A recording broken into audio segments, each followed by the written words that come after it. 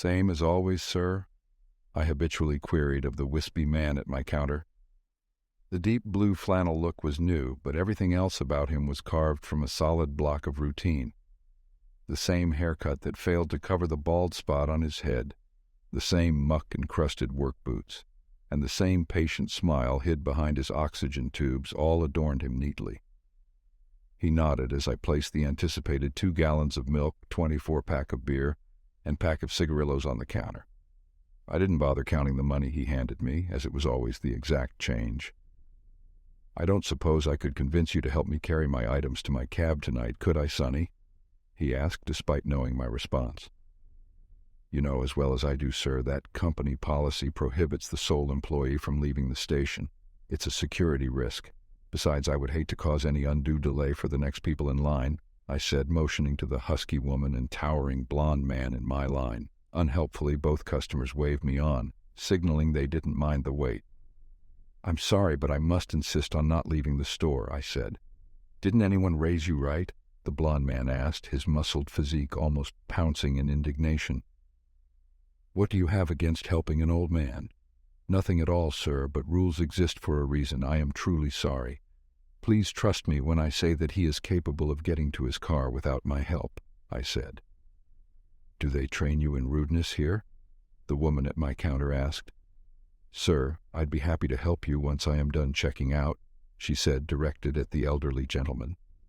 "Menthol 100s in the blue box, 2 of your $3 scratch tickets, and a pint of your cheapest vodka," she ordered curtly. "May I see some identification, miss?" Her glasses slid down her nose as she lowered her crow's feet encircled eyes at me. "Does it look like I am underage?" she countered.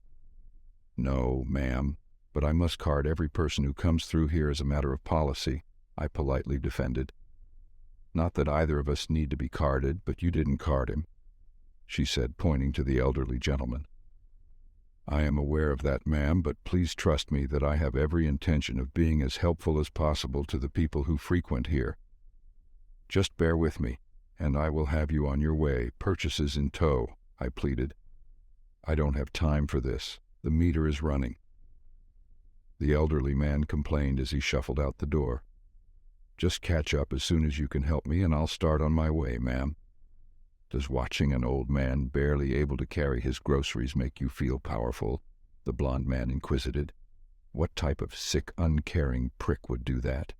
"No, sir, I am trying my best to get everyone checked out in an orderly fashion. If you would please wait your turn, I will make sure that everything is running smoothly."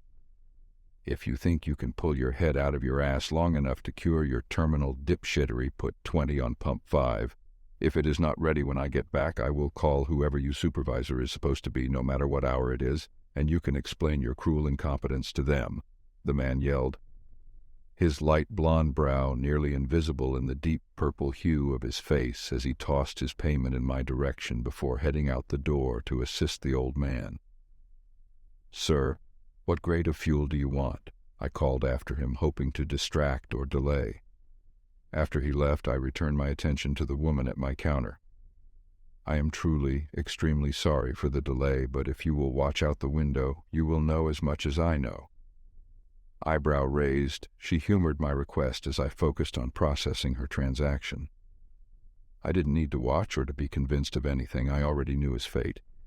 The blond man chatted with the elderly gentleman while escorting him back to his turquoise taxi parked at the street corner, just as it was every night.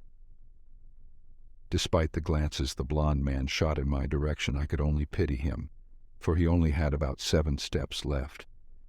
I winced at the 6th step and watched the blond man as he was nearly folded in 2 with a swift, calculated grab into the taxi. The door was closed before the blond man had even made a sound. "Turn away now, ma'am," I advised. Unresponsive, she stood blankly as the elderly man nodded at us from his seat. For the slightest of moments his smile sharpened into a gaunt, mocking taunt. The delight in his eyes reflected in the frost on the car window. Steadying herself on the counter, the woman just stared at me as if she was asking a question. "If you want an explanation of what that old man is, I can't give you that. All I know is the last 4 attendants disappeared in the middle of the night, without so much as locking up the station," I explained. Lucky for me, I'm the one they hired to be a stickler to the rules.